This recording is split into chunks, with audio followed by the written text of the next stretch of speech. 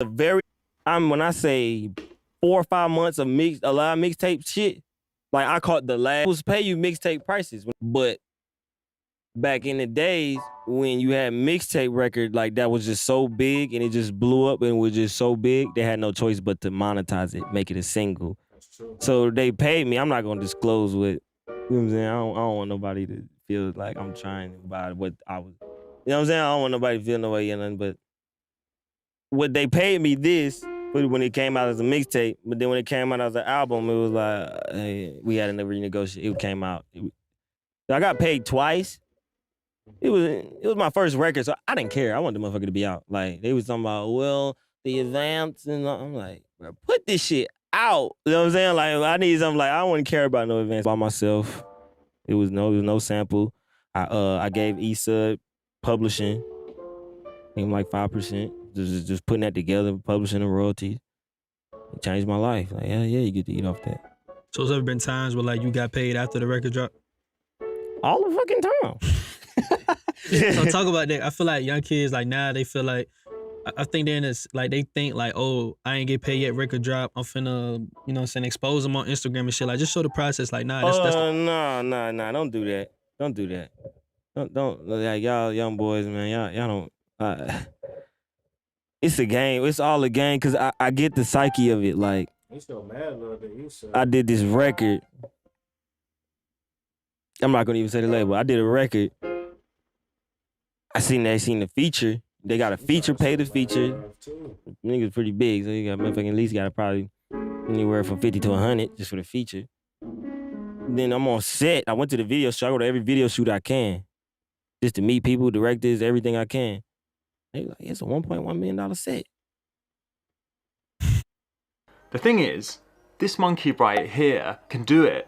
Hey, look, I only asked for a 20 on the, like, at least I was showing love because I know the A&R. I only asked for a 20 on the beat. Like, how everybody get paid yesterday?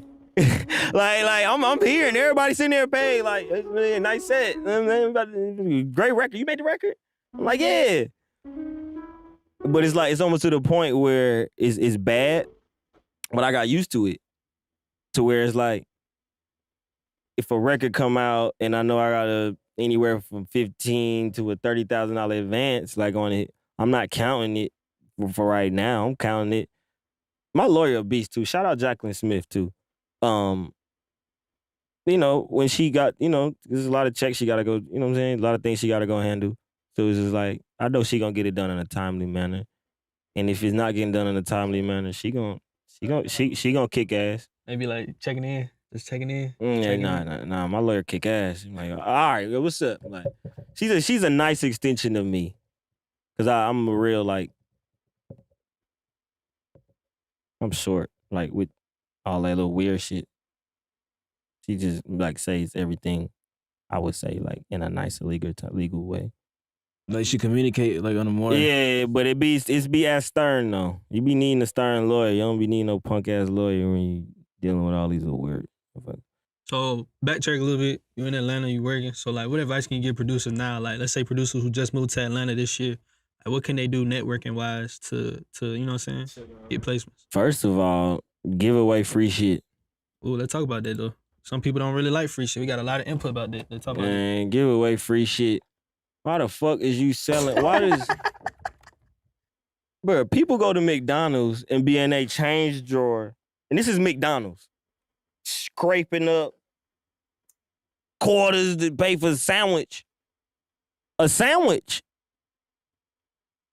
Sandwiches. Kids in the back. Some mamas made, back in the day, my mom used to make us share a drink. Yeah, I pass that motherfucker around. Like, one big ass fry, two if it was a good. If we know we was having the mama was up, we all got a milkshake type shit. You know what I'm saying? But folks is going through that.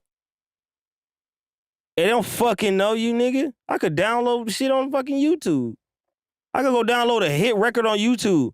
Hence, Old Town Road, the biggest selling song ever of all time ever. It was a man sitting in his goddamn room at his house, and he downloaded the beat on the internet, and he made a song, and it went the craziest song. I'm talking about sold more than a Michael Jackson song, sold more than a Prince song. Why the fuck would I give you for $100 right now? I don't know you, nigga.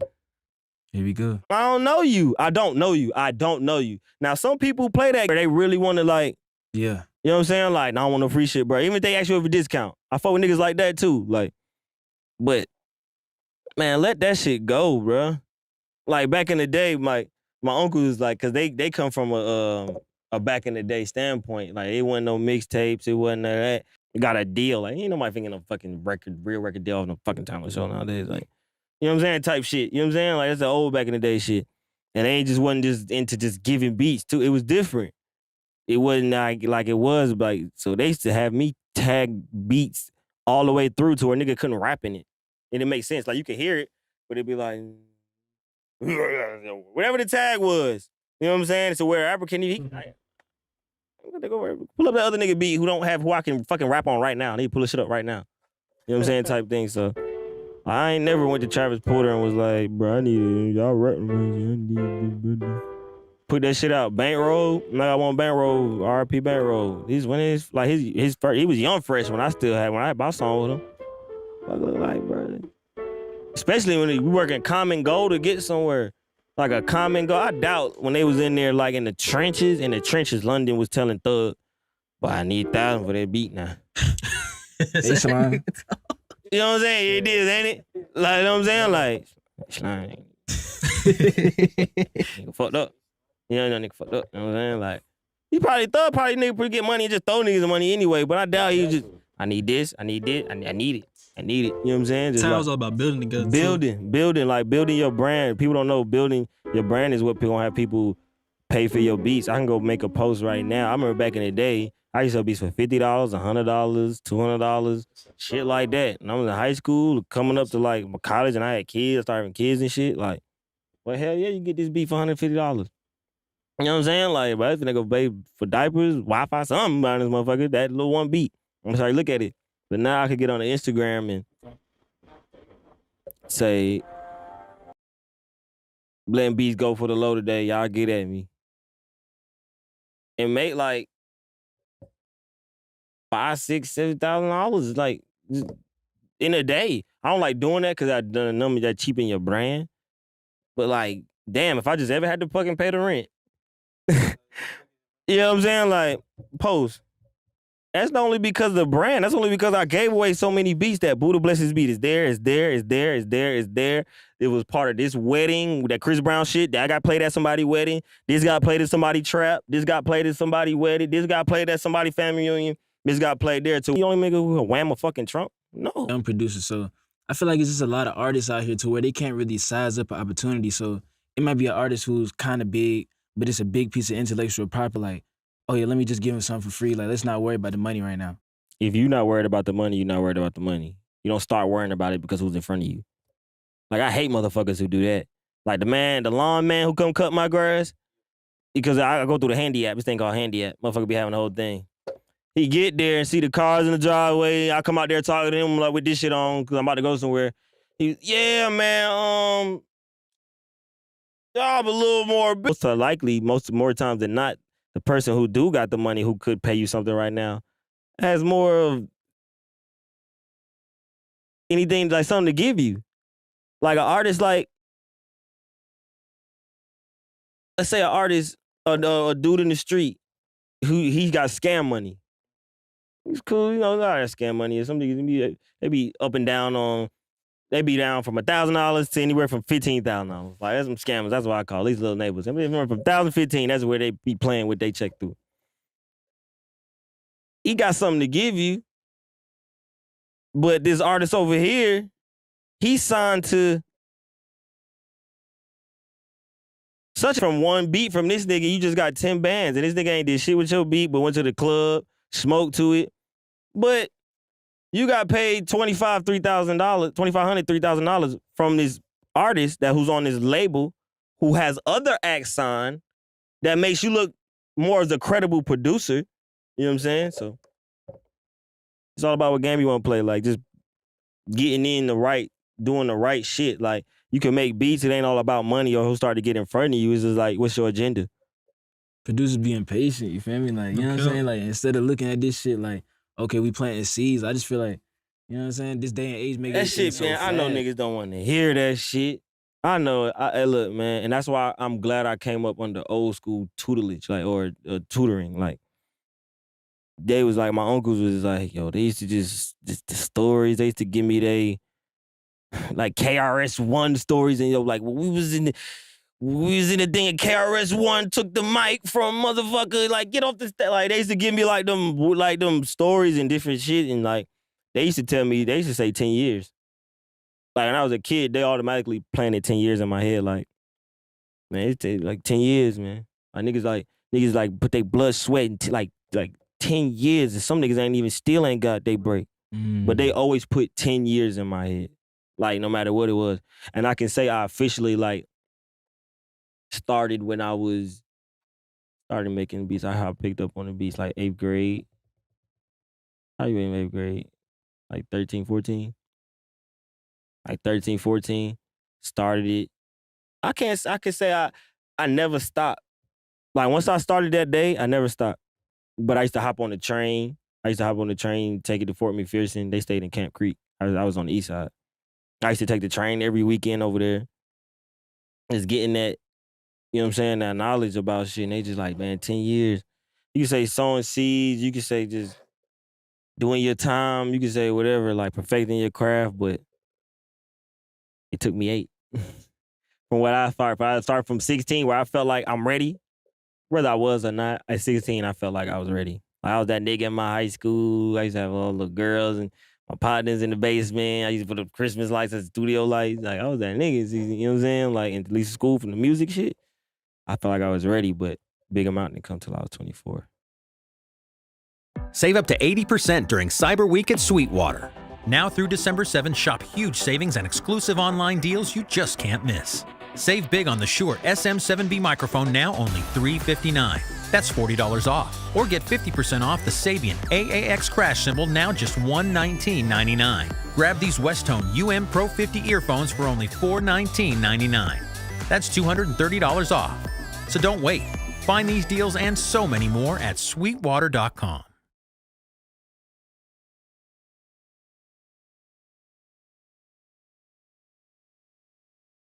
Merry Christmas!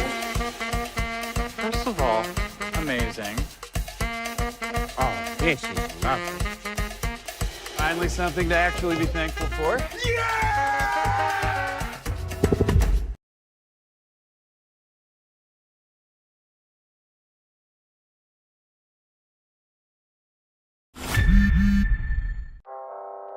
Red light, green light, I don't stop. We getting money, I'm putting that shit on from bottom to top. She like the way that I act, so I get the top and pull on her tracks. Touching that money, that shit feel better than busting a nut. Touching that money, my bitch be thinking I'm cheating when I'm out just running it up. Fell in love with a bitch, it didn't teach me a lot, but it told me don't trust. They let me down, so you know what's up. Wow. Wow.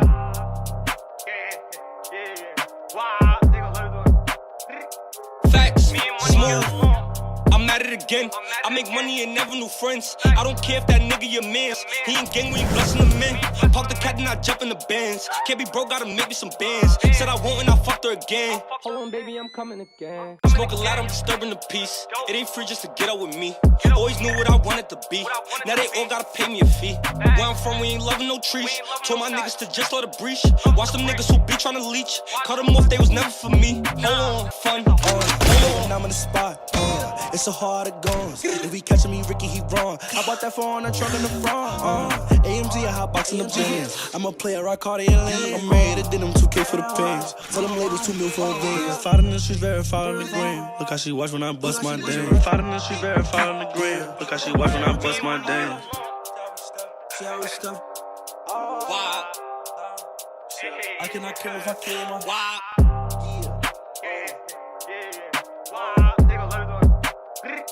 Fact, me and money. Smooth.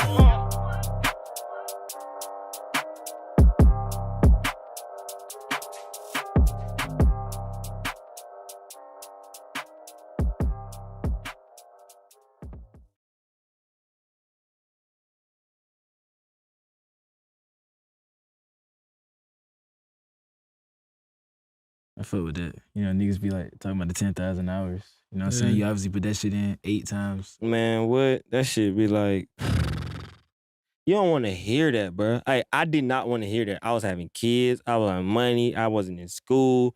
I looked like a failure to my mom. The thing is all my brothers and sisters graduate high school. Like, I'm the only one who, like, it's just like, I don't come from no delinquent-ass family. Like, my mom made 6 figures. My aunt made 6 figures. She's a bone marrow transplant coordinator. She's a lawyer. Like they ain't taking none of your bullshit. Like, they like, nah, you. And my mom used to be like, I pray for you. I used to come in the house. Nah, but I swear to God, I used to come in the house, eyes red from geek, you know, smoking and shit. I pray for you.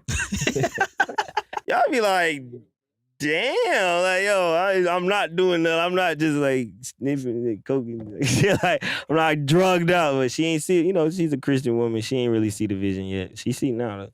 She see them advance. Yeah, nah, I bought my mom a car and I pay her mortgage. Every month it come out my automatic payment. What was your second place? It's kind of it's kind of like, it's vague because it's like sonically, like what came out, I guess. It was Counting by, it was another 2 Chainz song. Papa Rubber Band Start Count. Put everything on count. That was the song that came out. It was another mixtape though. They didn't treat it because the Big Amount got treated as a single. They already, but it was another mixtape. So it was back to that mixtape, you know, probably whatever. He did a video to it though. You know what I mean? The mannequin challenge shit. The mannequin challenge, you know what I'm saying? Right. But, like, call casting by the Migos. So how do you get locked in with the Migos? Explain that relationship. When Big Amount came out, it was a big record. You know what I'm saying? One thing I noticed about, like, getting a good trap beat placed, other trap rappers or that sound, they click to him like, who that? You should hop on the wave. We're going, yeah, like, I like that. I like whatever I just heard come out the speakers, I like. Takeoff followed me on Twitter. And it was so random, like, I ain't even. And I know one of their partners who I try to get them some beats through. And I was like, hey man, y'all got them beats I gave? I said, you got them beats I gave such and such? He was like, hell nah. Like, damn. He said, send it to, he gave me an email. But 3 weeks later, the boys was in, I think they was in Lobos, Africa, Nigeria, something like that. Lagos, I think Lobos. I said Lobos. That's LeBron Liquor. Lagos, that's LeBron Liquor, Lobos. Lagos, they shot the video out there. Like, after Bad and Bougie, they #1 biggest song, the next song to come out was my record. It's called Casting. Second record leading up, then T-shirt came, but Call Casting came out. They shot that video in Africa.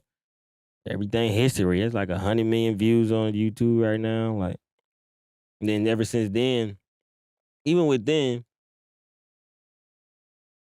like, me and Quavo just locked in. We just locked in after that. So let's talk about modern slavery. Like, what made you start mixing that trap with that soul? You feel me? Kanye West. It's a place musically I wanted Kanye West to go. Cause he's like one of my favorite producers. Like, it's a place I wanted him to go. Like, he music, he doing Donda. Don't get me fucked up. He's Kanye West. Like, you know what I'm saying? But like,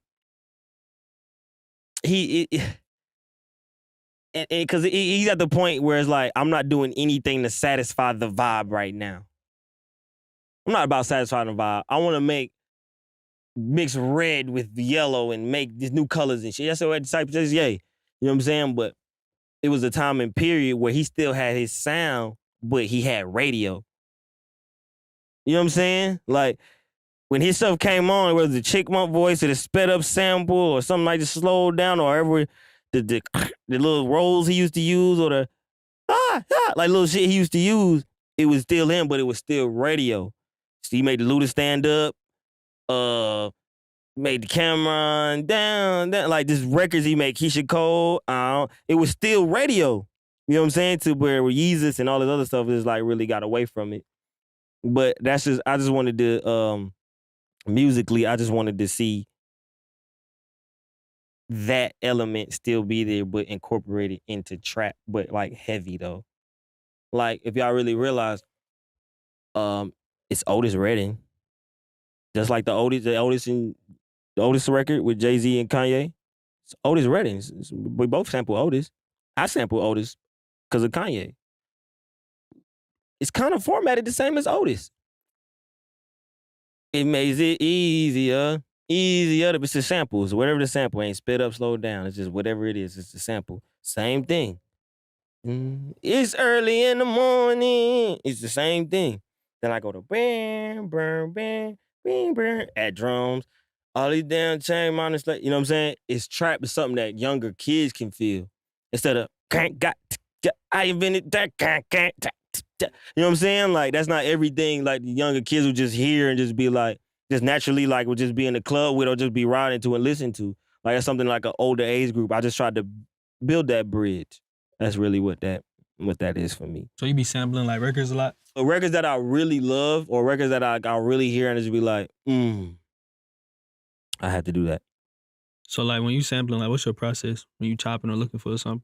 I listen to samples that still defy my sound.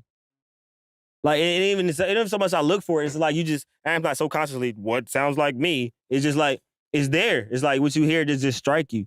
And it's just like certain things that might happen in it, whether it be the bass flip like that or the piano did that, or it's just like, yeah, that's hard. I kind of dipped out whenever you seen my screen now. I don't know how much longer I'm going to be streaming this, but I do want to finish the whole interview because I'm actually fucking with it. It's tired. Get to the sounds. There's a few other things I wanted to check out. I want to say before 12. I'm sorry, really 12.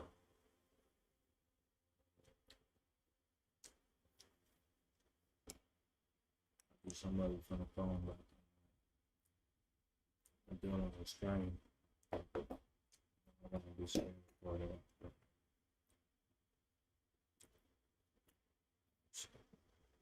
You know what I'm saying? Like, and in certain songs and certain things, it's just like you just gotta like tap into like or moments that like the Needed record with Migos and Youngboy. That's a 50 Cent record. Told y'all 50 my favorite rapper, dog. You know what I'm saying? And for me, that was a way for me to goddamn get a credit with my favorite rapper. Cause like at the end of the day, we all on the same paperwork now. When I go to my BMI, I see Curtis Jackson, that motherfucker too.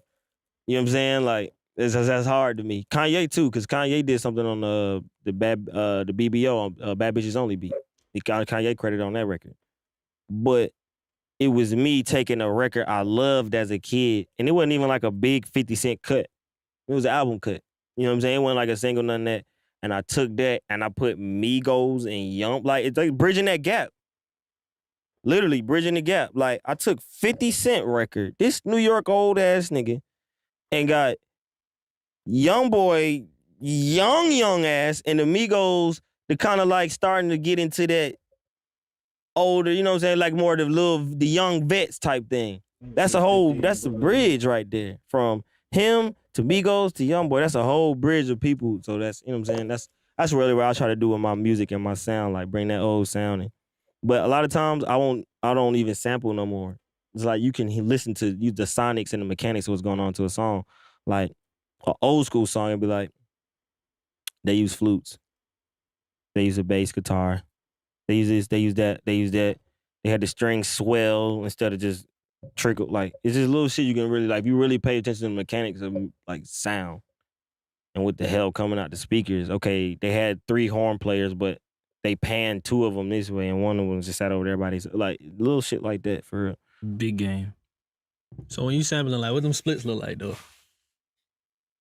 I'm thinking to myself, yo, why would anyone create a drum plugin? You can find drums everywhere. And I'm Toe his ass up. It don't count. You know, I always look for to get hit. See, but like with Needed, 50 and them tank came and took 50. You know what I'm saying? So it was just me and the boys. It was just me, the boys, Migos, and YB. That's 5 people to split 50%. And my whole side, the whole 50, you know how I go, 50% over there, 50% over there. They ate that shit. They ate it. Like they ate it. So it was really almost nothing left on the record for me. But them, they all came together. They gave me 5% on the record. This is needed, right? I'm hot. 5%. I'm like, and this is like all this like, cause I went through a lot to put it together, like just like not 450, but the 50 thing, I'm like, man. So I reach out to High Tech. He's the original producer. He made a lot of stuff for 50. He made Best Friend for 50. He made the intro on G-Unit, the records. He made this song. He got High Tech got a couple 50 records. D-Block, and there's a couple records too. I was like, man, I reached his Instagram. I was like, yo, from one producer to another, man, I got some money coming your way. It's gonna be a big record. It's Migos. I told him what the record was, and man, it's gonna be big. Da da da da. And so I gave him my number. He hit me. They already reached out to him for sample clearance. And he was like, yo, I heard about that. You the producer? And I'm like, yeah, this and that. Who the blessings be? First of all, I want to say respect to you because you a legend. Like, bro, yeah, like you got some shit. Like, respect to you, bro. But boy, I ain't finna eat nothing on this shit. I done put the whole shit together. You gotta fuck with me, bro. Somebody gotta give. Somebody gotta put some strings or something. But High Tech, bro he definitely did right by his money. He got a lot of investments and shit going on too. There wasn't no crabbing with him. He was like, nah, I respect the call. I just can't believe I'm getting sampled now. He was so like, damn. He got kids that listen to Youngboy and Migos. So that's like, you listen to Make 50 Cent. You know how they, you know what I'm saying? That probably, I can't say exactly, but I'm just talking to him. He's like, yo, my kids, they, you know what I'm saying? My son's like, yo, daddy, Youngboy, and then Migos, and it, like, you know what I'm saying? And that was good too. Like, I got to, like touch in that way. But yeah, he definitely came up off of a nice percentage to make sure I was alive. And you know what I'm saying? And to make sure I was, happy. And like, I'm really grateful with it. You know what I'm saying? Like, really, like, shout out High Tech, man, because I don't know too many people. And he did it with such ease. Like, nah, man, you got that, man. I feel that. I can't, I salute you. And you calling me too, man. He just like that I called him. You know what I'm saying? Like, he just like that I called him. So I know, like, recently, like a couple weeks ago, I was in a situation where another producer used a sample, but what they was asking for to clear it was too much. So the label had me come in and, like, remake it so they could, you know what I'm saying, get it for a lower amount. So, like, I know you probably been in that situation before. So, like, what would you do? Would you, like, respectfully, like, just keep what you did, or would you remake it for a lower, you know what I'm saying? The Needed record, I sampled nothing of the master. I played everything over. It was just so much alike. They was like, nah, it kind of was. It was literally alike. I didn't try to change it. I changed the sound of it, like the bass line was different. They used more of like an organ bass. I used like a more funky bass. And folks still took, because it was so much likeness. But if you can save money, if it was like a situation where, like I had a Sade record. I did a record with Wife and Lucci. Great fucking record. He ain't having that. I learned that the hard way. But I was counting my chick. Oh, man, I got Wife and Lucci. That shit hard too. They sent me something like, that's hard. I don't care if it's interpolation. No. Like, interpolation. Would have did that by now? Oh, like he got Sade tatted, don't he? He got somebody, one of them girls he got, I think got Sade tatted on his leg or some weird shit, I don't know. You don't think he would have did that by now? It's Sade, man. Drake would have been pulled them strings. And she got great music and Drake got an ear for, like, he would have, man. And the type was, things have been so crazy and hectic. I should have got him back by now. Go listen to that song, bro, and tell me that's not a Sade record. If the spotlight makes you nervous, go listen to that. I'm telling you, that's a Sade record. If she sang that same shit, you'd be like, that's a Sade record. Mm-hmm. It's just like her mechanics. So I pull from a lot of her mechanics and shit she do too. Like it's just all about your mechanics. His sound. She plays a great sound on a part on his sound. At least I feel like I may be wrong, but I do. I know you said Superstars with Migos was on Madden. So like, what's that like? Is it like different contracts or how you get paid from stuff like that? You know, he thought it'd be a little different when you get on video game. You know what I'm saying? They give you a license fee. It's like a license fee. It'd be like a license to use the record. You negotiate the highest thing possibly you can for that licensing of that time period of, you know what I'm saying, that type of thing, and they can use it. Like licensing to be like, we can use it for these many years or this or a lifetime, and just be like, where they, I don't know, bro. You just think every time a CD fly off the shelf, that's 5 cents in your pocket or some shit. It ain't like that. You know what I'm saying? That's the best way I could put it. But at the end of the day, for the culture, man, and what? Boy, I'm finna bust your and my song on and Superstars out. What you talking about? You be talking shit like you playing Madden 2K? Yeah, boy, what? Man, I'm the biggest shit talking nigga you probably ever met, especially in that 2K and needed on 2K too. Or 2K22. It's on the new next. It's on the new 2K coming out. But like, have you ever like whooped somebody ass while your song was playing, bro? Boy, what? Man, that's I put it on as a victory song. Look, I don't give a damn what come on the TV screen. I got a whole stereo system lined up right when I whoop your ass. I think I need it. Draco on the free. Joe Black in the blick. Fuck you talking about? Where my money at too, bro? So come on, I don't be ass betting out here either. So I've been posting a lot on Producer Grind Instagram page about like beat maker versus a producer. A lot of people say, bro, it's the same term. A lot of people say, man, it's a difference between beat maker and producer. So like, what's your input? No one is greater than the other. Let me give you my example, the reason why, and please post this. No, it's like snippet this shit. There's a bunch of producers who don't do shit to records. A bunch of people who just putting records together. Not tinkling no keys, not doing no hi-hats, just literally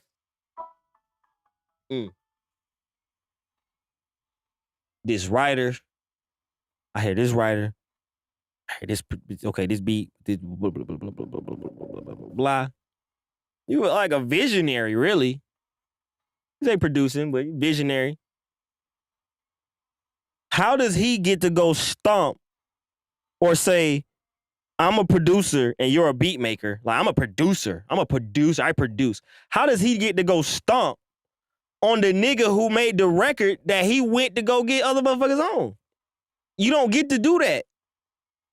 I don't give a fuck if I sat in my basement and was a quiet fucking just bug in the corner, dirty fucking name. I don't care what it was. And you just this rich motherfucker, You take my beat and go get it to a motherfucker. I produced the record. You just made the beat.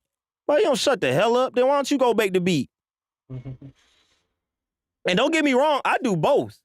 I can do both. I give Sauce a lot. Not even just on some, I'm a credited writer, I give Sauce a lot. And I have my own artists. I make my own songs. I don't want to be a rapper, though. Like, that's just not my cup of, I just don't want to do what they do. I don't get off on that. But, like, how could this person, like, take this man beat and say, or not even this person, because that's not say they not even looking at it. They say he doing his due diligence. How can an outside party person come in and look at him as greater value as him because of what he did and what he did to play on the record? And this motherfucker didn't do shit, but all he had to do was stay in his crib and call motherfuckers he knew. Yeah, I feel you. Y'all go be great.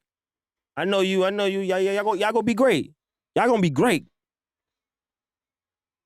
That makes him greater than this person who just came with this melody out his fucking fingers? This was coming out his pores. Then when he just sitting there making, it all started with him. That's how I get it fucked up. They're like, I'm on my laptop, he's on a laptop. Man, it start right there, bro. Like, I'm not producing. Like, so you not rapping? If I'm not producing, you're not rapping if you're not rapping when I'm not there. Now, how does that sound? I'm not producing because I'm not there to tell you?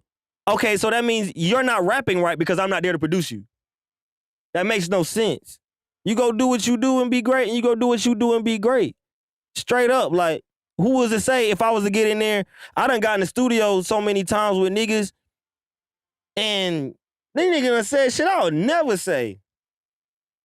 I got in the studio with Young Boy one time, that nigga said, it wasn't even my song, that nigga said, right time. You know, it's like a nighttime. sewer damage. Tell that boy get piped down. Like, what? Like, it's just like, I wouldn't say no shit like that. I wouldn't come to be like, this the hook. I would have came with a whole different thing. Like, that boy said sewer damage. That boy finna get piped. They talking about some gun. You know this shit, but it's just like, I try to be a person that I don't always know everything. Like, some producers come in and be like, I know this. Some artists need to be produced more than others. But you can't always come in just like, I know that sometimes I like to come in and be like throw my hands up. Not saying I want to be lazy, 'cause I always got I'm an opinionated motherfucker. Y'all ain't watched my Instagram yet? I got a lot of opinions, but sometimes it's like, especially with music, it's just like, this is the most opinionated thing ever. There's no thing more opinionated than music. You know what I'm saying? So, I like, you just say what he did on this record and what he did on this record, like, is producing. Is it not part of making the beat? Is not a part of producing too? Let me ask y'all that. I know it's y'all interview, but let me ask how y'all feel about it. Do you feel like producing or like making the beat is part of producing? Like, say I'm a producer. Say I said I'm a producer, but I don't touch the beats. I don't touch the computers and shit. Would you say I'm a real producer? Me personally, that shit a term. Like, I don't give a fuck. 'Cause like, at the end of the day, artists don't care about this shit. Like, we all just got paid from it. What come out them speakers? Right. I mean, I would just say put respect on both, you know what I'm saying? But I would say definitely there are some people that just play bigger roles and stuff as far as like being a visionary, but I would just say put respect on both, you feel me? But some producers don't really, I would say a lot of producers produce more on a brand level, you feel me? More like they get in the rooms and they make more moves because they have a bigger brand. So I'll just say put respect on both sides, because you got to play the position. Somebody got to be in the room, you know what I'm saying? And let's get this straight too. Like, all my producers out here, this is one thing I really want to I guess you say preach and teach. A lot of stuff we heard back in the day, them folks was sampling. Every Kanye West record was a sample. Everyone. Bro, that's why I hate when niggas be like, "Oh, bro, you just use the loop. You not a." Hey, But does it make you better because you sampling somebody who's not Shaka Khan? What's coming out the speakers? Timbaland, that big pimpin', dun, dun. I didn't know that was a sample. Dun, dun, dun, dun, dun, dun, dun. All this shit, everything I grew up loving, man, was a sample. Jada Kids, We Gon' Make It, sample. 50 Cent Many Men was a sample.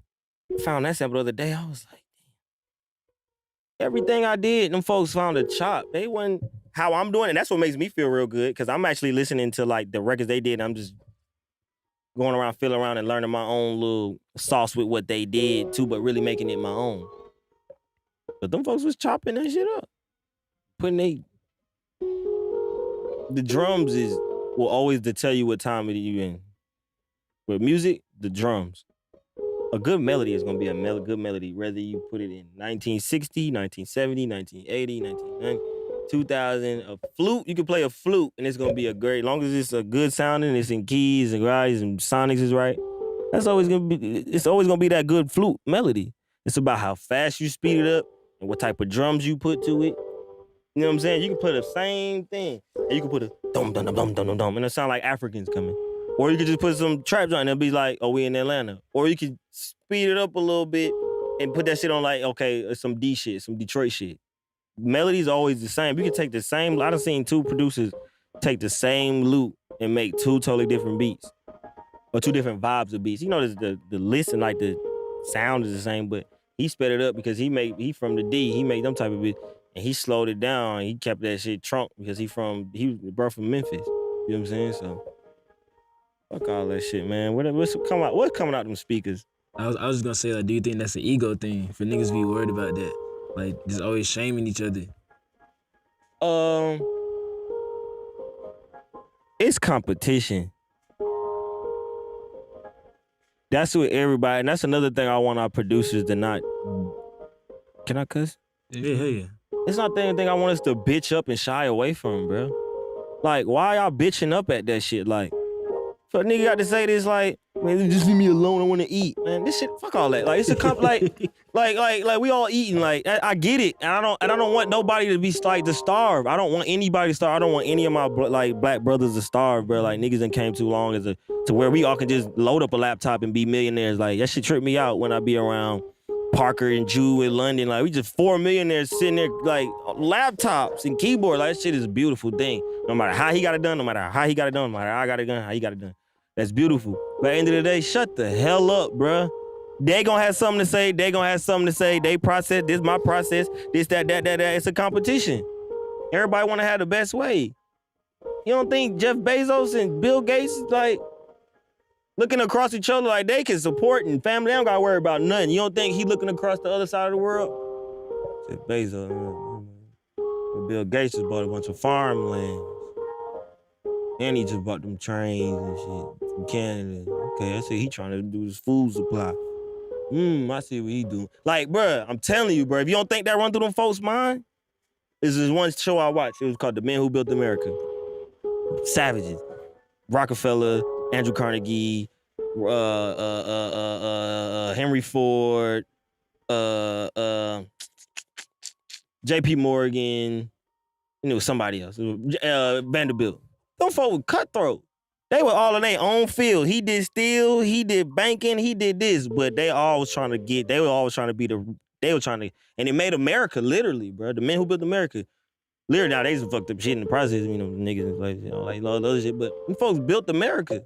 Just like in their own little competition, like in their own right. Just I feel like the same way with music, like iron sharpening iron, bro. I'm everybody motivated different too. Like I'm just motivated by like, that was hard. I don't have a number one Billboard placement. That motivated me. I watched The Last Dance, and I used to think I was crazy until I watched The Last Dance. Michael Jordan used to find niggas, like find reason to hate a nigga, like, you just step on the court, and I took that personally. You seen the memes, like, nigga, I just mean as hell. like, you know what I'm saying? He was probably just mean, like, you know, he won MVP that year, he deserved it, but I took it personally. Like, what? Like, it's just like that competitive, like, he just throw it off, but it's just something to keep you ticking, like, and I can't say everybody, it's all really about what keep you ticking, but I just know what keep me ticking. You know what I'm saying? Somebody say some funny shit to me, somebody say some, oh, this nigga did he think he did that, or he ain't this, and that, or this ain't that, I'd be like, all right. I had somebody told me, I ain't gonna say no names, but before I blew up, I had somebody tell me I needed to make beats different. Like the way I was making beats wasn't like, man, you need to go watch Metro, like the tempo and the sauce of the club, like. I'm like, and it fucked me up for a second. Like when you ain't got nothing and you broke and you like, that shit you get real in your head. You be like, nigga, right? Like, am I not having that sauce?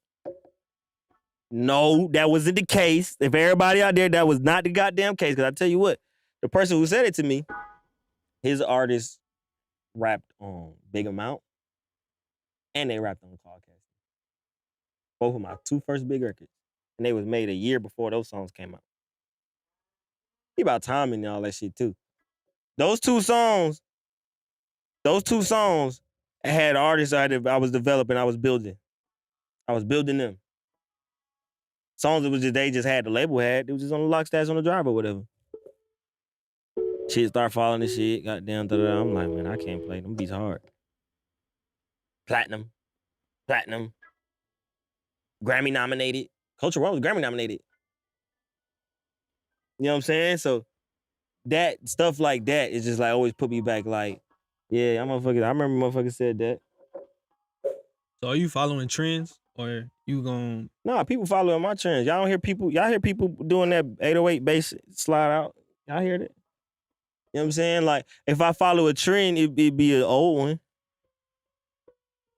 Bringing that 4 count back. Sample, like doing the old school sound. Like it'd be like an old one that I can be like, I took from this. I don't like doing what people's doing now. And that's why I felt like it did take so long for my sound to catch on. Cause it'd be like, it had to be a space for it. And literally, and a lot of producers too, like, it's a beat sitting in your computer right now. It's just not the time and space and literal sonics of what's hot right now. But 6 months from now, it'd be like,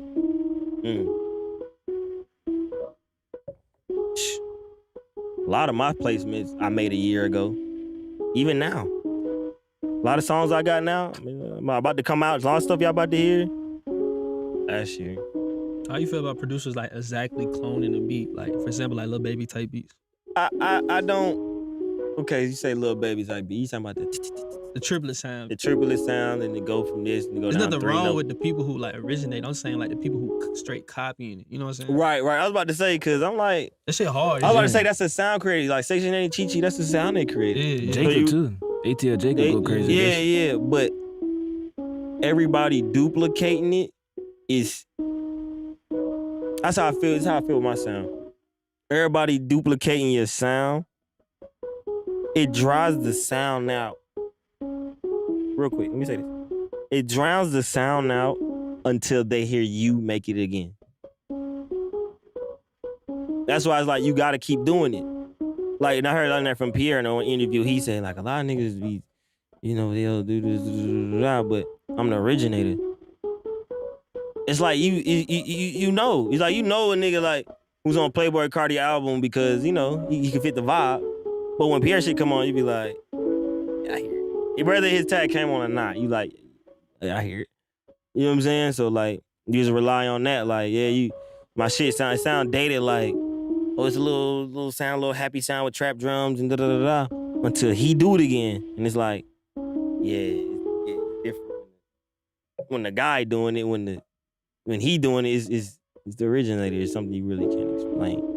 Like, a lot of people did a lot of Zaytoven and shit. A lot of niggas got records sounding like Zaytoven and doing using that little sound and shit. Yeah. The 808 Mafia Siren, that was the worst one. Oh my God. I know Southside had to be mad at fuck about that one. Yeah, niggas was killing that, right? Yeah, he don't use it no more. But Southside a trendsetter. 808 Mafia and them boys, they trendsetters. Metro and them, they trendsetters. They push sound. Like, that's one thing I like about people who can push sound, but find the middle ground for it to be like club and what we want, but still pushing sound. Like, them niggas was like, they hi-hats would be like, bro, you look at it, it look like a Tetris game. Like, looking on a free loop, like they said they move they MIDI shit. You be like, what the hell is that nigga doing? That's what I'm hearing. Like, it's just like, that's sound, that's challenging sound as it is. And they'll have a straight, some ghouly ass sound. Just a straight, just one sound, just, but the hi-hats and like, you know what I'm saying? And that's they sound, that's how they challenge sound. Like, it's like crazy hi-hat driven. 808 to be in that shit. They should be hi-hat mafia, all them goddamn motherfucking rolls and shit, them motherfuckers they be putting in there. But it should be hard. It sound challenging. You know what I'm saying? Like, that shit hard. One thing I see producers do a lot, like, let's use Lil Baby for example. Like, Lil Baby will drop the email or something. Somehow they get the email and they send the exact OPF type beat, you know what I'm saying? And then you'll see that post on Lil Baby's story, like, bro, I'm getting tired of these type of beats. I'm gonna put you in a scenario. You headed to a session with Lil Baby, what type of beats are you gonna play for him? It takes confidence to really do this, but I'm always on. It used to, not saying used to fuck me up, but it wasn't my time. It would be like, you would kind of maybe think you suck, but I'm always play what I want you to be on. I'm gonna let you tell me no first. And it'd be like, if it ain't going right, then I'm gonna try to go cater. I'm gonna try to call it cater just to get the check, get the placement, or whatever you wanna call it. But I'm always gonna wanna hear, like with Meg, we went and worked on her album, me, OG Parker, and Jew. We went and worked on her album. And I just sat back and listened to all the records she had. She has no record that fits this. I ain't gonna say what it is. I was gonna do when it come out. She has no record that fits this. Let me go do this. And the thing is most of the time the artists don't even want to do that. You gotta sell them on it. As a producer, like, being a salesman is a lot. People underestimate that. You get on the beat, you in the studio, these motherfuckers sipping their drink, popping their little bird, got their little hoe, whatever the fuck they got going on. And you come in there and push and play,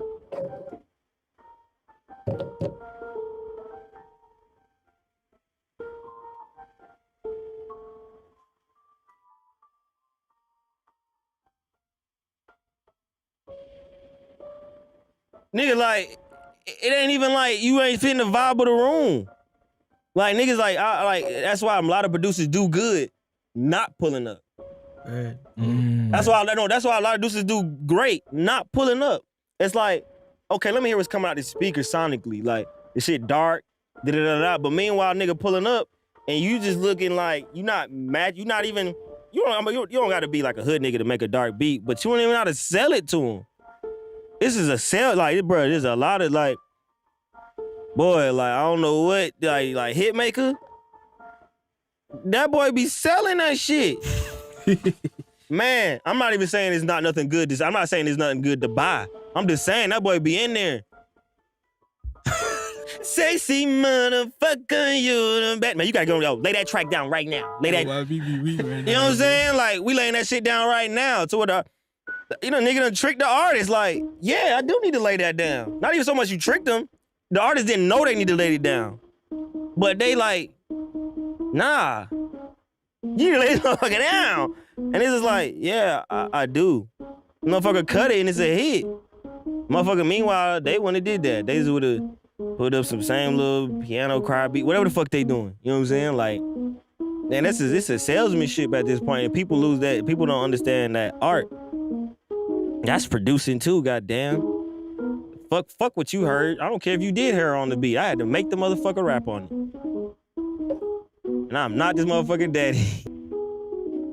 And make a motherfucker feel like they supposed to be on it. I'm telling you, bro, it's a salesmanship. Like a motherfucker could be, or it could be, and some niggas really like, it could be the same beat, 2, 3, 4, a nigga be like this. Or a nigga be like this. You know what I'm saying? Like, it's the same tempo, it's double timing. Some niggas like might not understand that. I'll get a New York session, niggas be on this.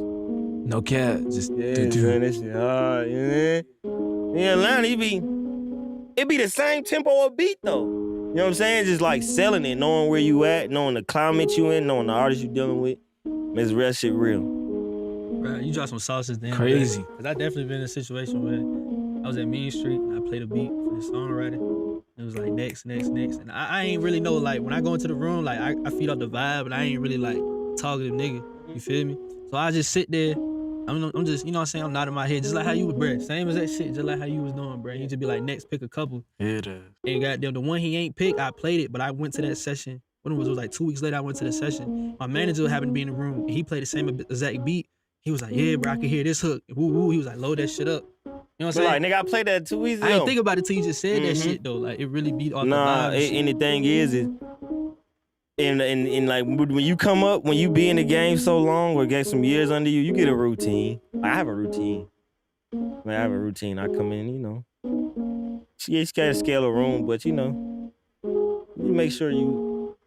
It's this little confident things, whether you good at beats, it's little confident people things, like looking at motherfucker in their face, like, bruh, da-da-da-da-da, like, and whatever you saying, looking them dead in their face type shit, like little shit like that, but I start the same thing. What the fuck we got to play? I'll play something, motherfucker will play, I'll stop it. It'll be like, and just for interaction, I'll do the same thing every time. I'll be like, hey, whatever you lock in on, just tell me, I'm gonna put that motherfucker to the side for you. Like, all right. I say the same, it's the same thing, it's like a full formula. I say the same thing every time. So they go through it, you be going through beats. And sometimes they don't even be locked in. They peoples do. But I'm telling you, it's a little psyche to everything. You gotta pick up on everything. You'll play something, the motherfucker be like, and that's their partner, that's who they brought. That's who they with. That's who they riding and flying out with. Hold on, let me start that motherfucker. Hold on. This motherfucker hard now. Y'all stop playing with me now. You pull that motherfucker up again, and it's just like, it's like a party almost. It's like, it's a salesman thing, bro. Like, that's a lost art. I'm just blessed I can be able to make beats and know how to actually sell, because y'all realize I don't have this big ass face card or social media presence. You know what I'm saying? Like, I play what come out the speakers in them streets. And this is what when I'm in the room, is like, what can I do? Like, nobody want no, you know what I'm saying? Like, nobody who's not sure of it. And the thing is if you're not sure of it, put somebody else who in there who is sure of it. Everybody like, another thing is you may not be everything. You might not just be this. That may not be you, but you having the right person around you to make sure that part still gets done. That still makes you the best you. That still makes you the best. It's shit that I don't do. That I'm looking for now. If I put that around me, I just know I'm not gonna do that. I feel like LeBron James is the best person at that too. Like that nigga, I think that nigga's Spring Hill movie deal. Nah, he gotta win and be strong on the court. As long as he do that, that's the brand. Maverick Carter go do all that. You know what I'm saying? Like it's just putting the right people in place to make sure everything you want get done. Damn, man. Hey, you lit it hell right there. You dropping too much sauce, This should be a course for real. Nigga said a course.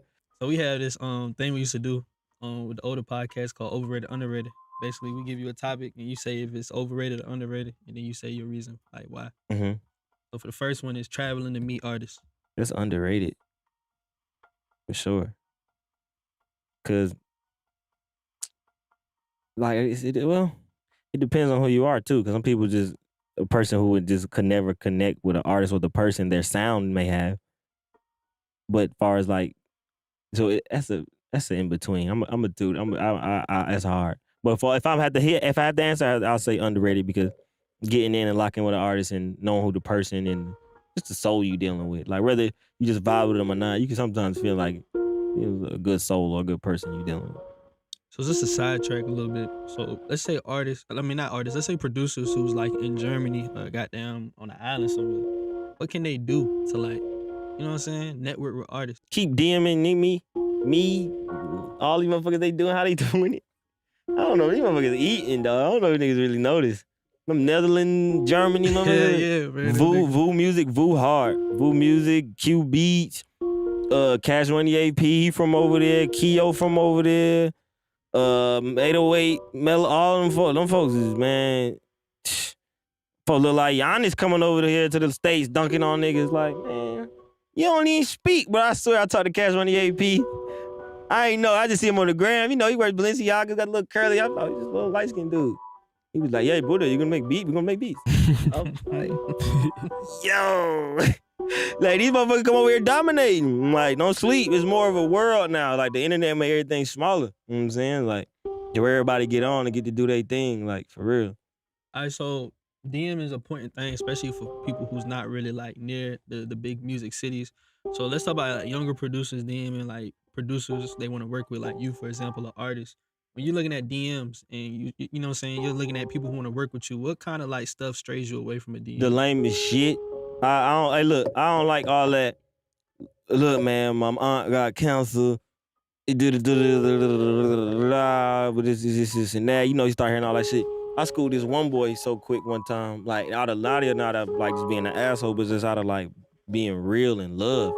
Nigga, he got on there. He was like, "Hey man, you inspire me. This and that. Man, I'm just trying to change my family life. My aunt got cancer. This got going on. This, and I still talk to him now too, cause I didn't leave him after I said what I said, cause I said what I said to him. But I was like, hey, bro, like from one man to another, nobody care about none of that shit you just said.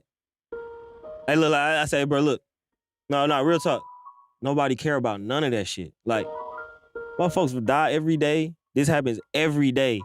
Every day. I don't know why I have a harsh reality of that. Like, it's just like, I just get it, like nobody gonna feel sorry for you. You know what I'm saying? Like, and I said to him, don't appeal to my gratitude. Appeal to, like, my need, something I need. Don't have me coming there feeling sorry for you.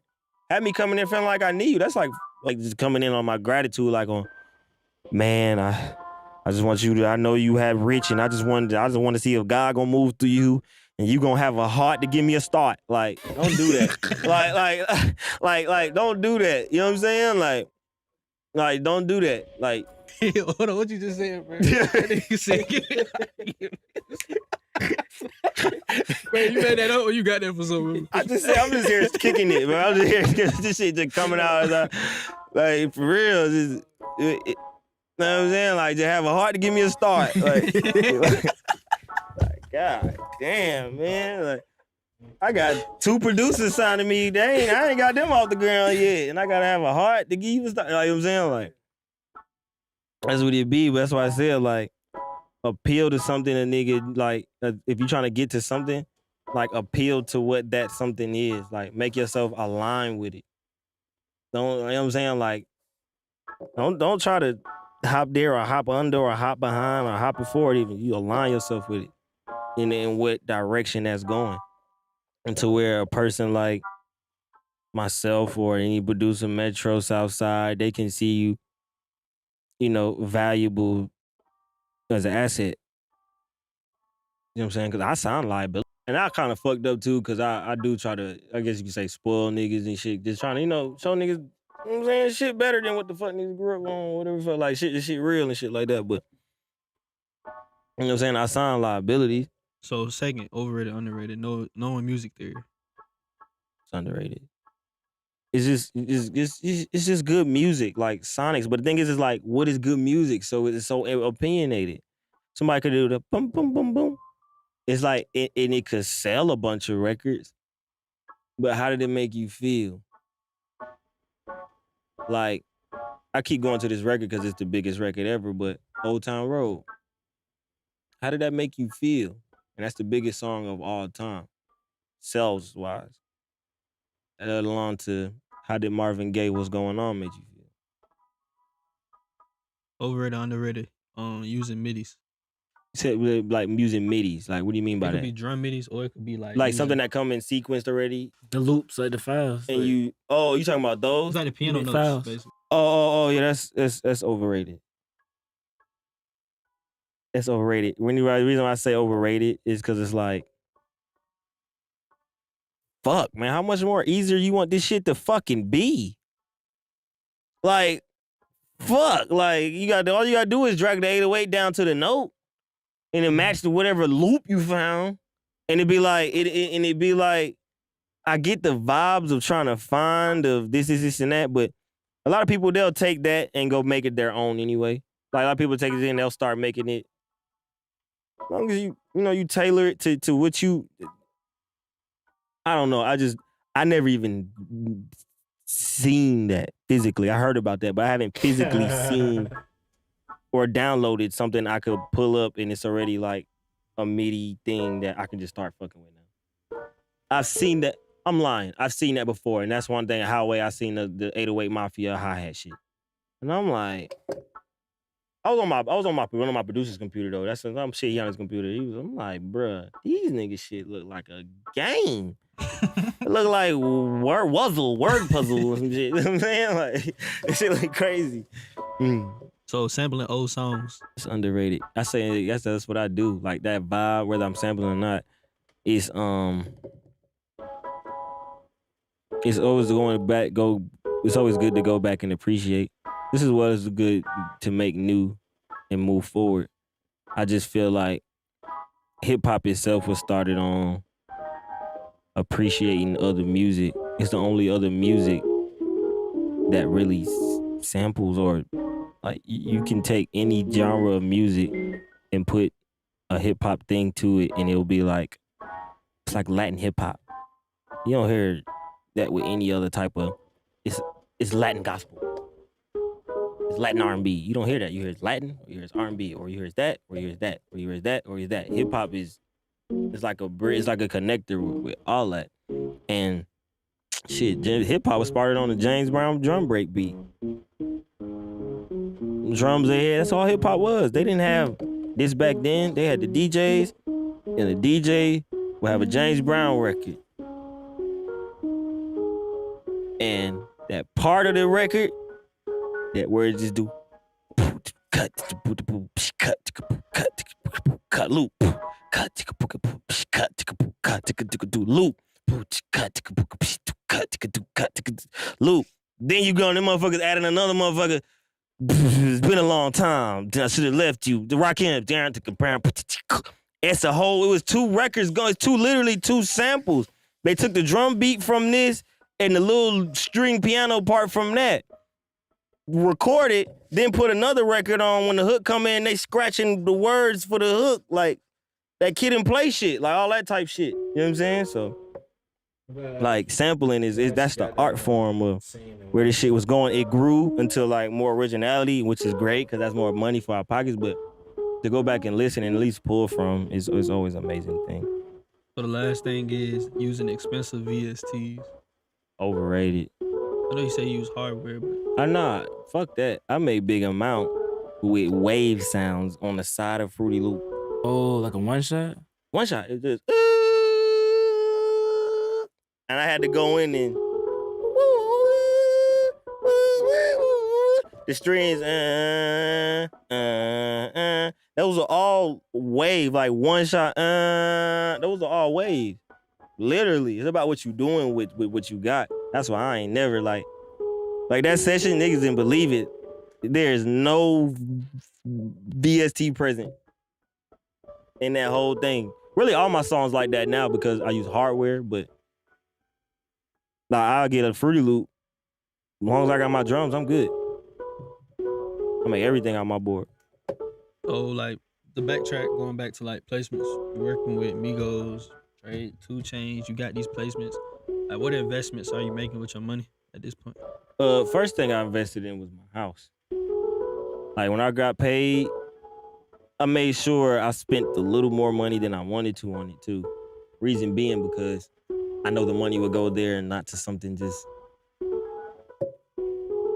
like, you know what I'm saying? Like, I'd rather spend money on this than be like, oh, well, I got this money. I'm going to get this. I'm going to get a car. Like, I'm going to go do this. Like, because I got more money. It's more money freed up. First thing I did was when I got a house. That's the best thing. And even since I got my house 2 years ago, February 14th, Valentine's Day, 2020. I got it appraised. It went up $100,000. Like, since the pandemic and all that shit, like, I'm up $100,000. I'm not finna sell my house. I want to keep my house. But another thing I've been doing too is investing in my artists. I got Frosted K. She that's Curtin Rashida's daughter. She's on Love and Hip Hop right now. She just did the contract. She just finished shooting.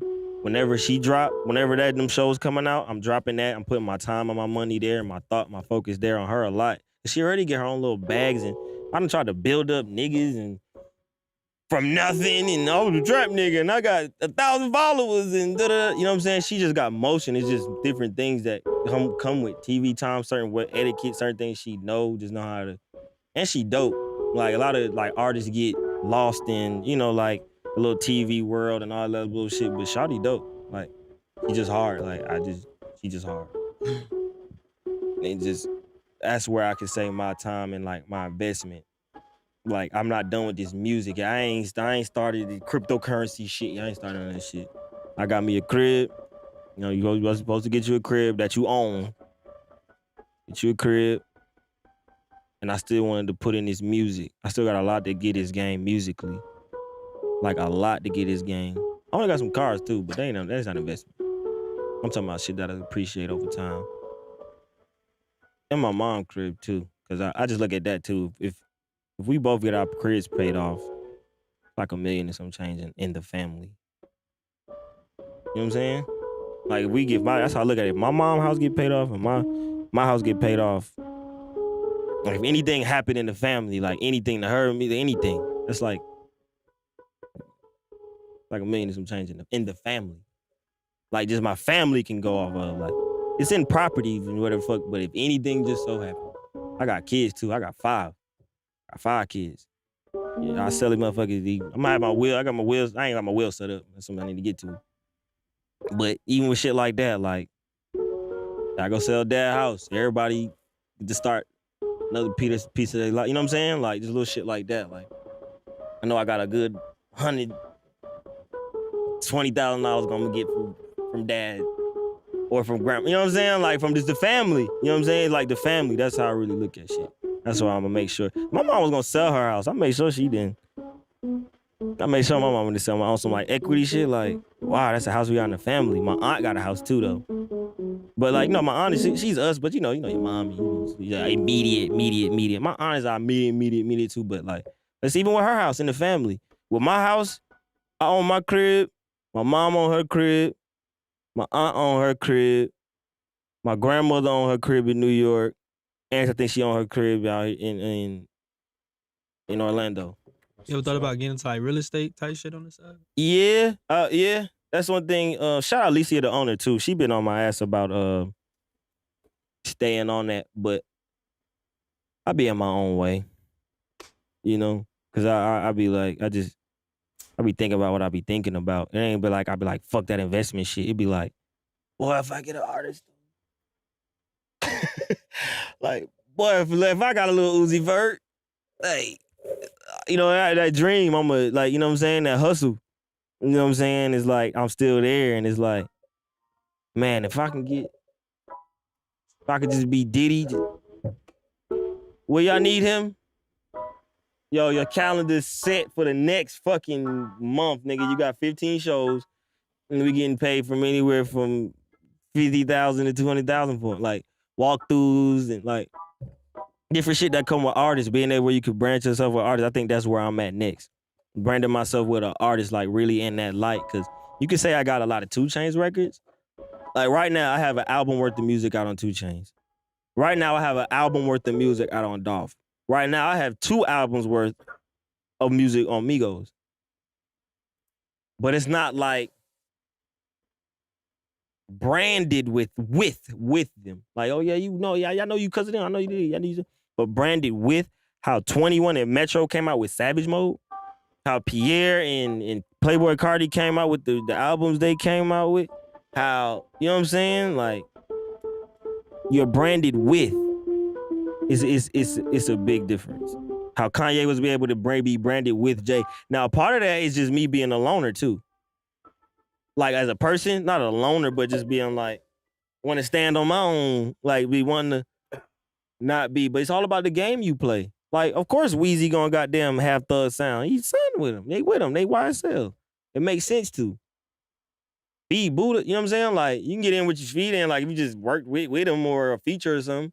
You know what I'm saying? But that part makes sense as far as like being a part of a family and being a part of a situation, or whether being branded with something, going to build that relationship. I built those relationships with, you know, I tried to start those relationships or those producer artist relationship with people and friends in my neighborhood, but you know, that always don't work out. You feel like your brand's big enough where you could like hit those guys up and be like, yo, let's take these songs we ain't finished. Let me put them on my project. Let me make my own project or something. Yeah, I do that all the time. Every producer do it all the time, but regular artists give you records, and I got records in my phone right now. You be like, bro, why? Man, it'd be way more than that. It'd be way more politics. Getting the song cleared, and if that was the case, Metro Boomin would put out an album every. You know what I'm saying? Like, not all heroes wear capes and all that shit. That shit take like Salute, and that's platinum. Like, he's a producer and drop a platinum album. He's not like DJ Khaled. He's a brand. Metro's a big ass brand, but he's just not like DJ Khaled. Love my song. It's me and Jay-Z. Like, he don't got that whole, you know what I'm saying? But just a sound and a Metro and go platinum and make platinum records. That's a big feat. And to get all them motherfuckers cleared, shit. That's some shit. Like, that'd be the thing. Like, cause I try to go and like, I'm putting together my blues album. They be like, yeah, you try to do singles. Like, you know, the label be like, it's hard to get clear. You get another label to goddamn give you a budget, and they like, yeah, let's just see if we do singles, because we don't want to just commit to a whole album and we can never get shit cleared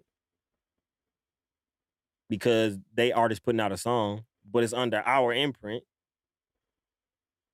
You know what I'm saying? It ain't like it's a motherfucker on the song, it's a producer. That's why I saying that weird politics shit start coming in. But going back into like investing in your brand and stuff, I'm put you in a scenario. So you in Atlanta, you got like $1,000 to move around. Not as like not like eating, but you got $1,000 to like market. Like, this is spending money. What moves would you make to kind of like get connected somehow? And I'm starting from clean scratch, but like I don't know nobody. I'm You just ain't got nobody. You just got beats and $1,000. I'm from Alaska and trying to get to Atlanta to make beats. I'm starting a club. Oh, talk about it. Cause anybody who knows anything about the fucking world right now know Atlanta is the fucking club cap, like strip club, like definitely strip club. Big Meachton, they done fucked it up. They came to Atlanta throwing so much money, you can show pussy here now. For real, that's why I like that. But you get here and it's like, you know that's where the music at. You know that's where the rappers at. You know that's where da-da-da-da. Now, mind you, you're not gonna get a placement in the club by walking up to a rapper. You're not. You repeat that, people. You're not. You know, don't go to the club like, I'm gonna get fresh today and I'm gonna walk up on Burger, give him a flash drop. Don't do that silly ass shit. Don't do that. Go there, soak up vibe. Go there, you know what I'm saying? Like, okay, boom. That nigga DJ every Saturday on a poppin' night. What's up, bro? My name Chop. You want you drink something, bro? You want to drink, bro? You want hookah? You want something? Nigga might be like, give me some Patron. Or nigga might be like, just give me a water.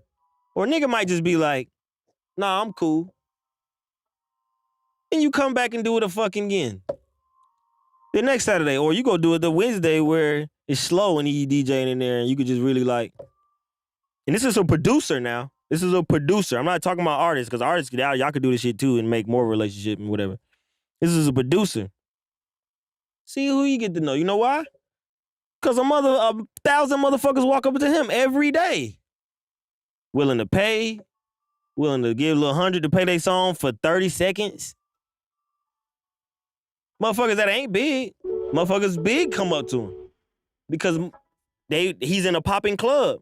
They want to keep their relationship. We want to keep our records going.